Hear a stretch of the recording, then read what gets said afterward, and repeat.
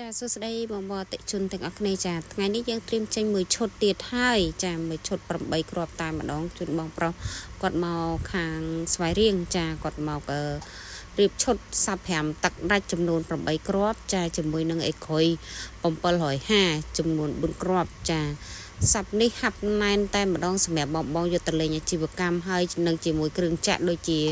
អំភ្លី SM Sound ចំនួន2ដើម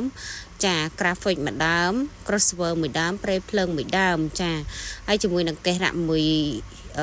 កេះរ៉ាក់មួយដើមផងដែរហើយជាមួយនឹងmixer មួយដើមផងដែរមួយឈុតនេះធានាជូនបងសំលេងចេះឆ្ងាយពីរសតែម្ដងស័ក្តិសមសម្រាប់បងយកទៅលេងអាជីវកម្មឥឡូវយើងធ្វើ test សំឡេងស្ដាប់ទាំងអស់គ្នា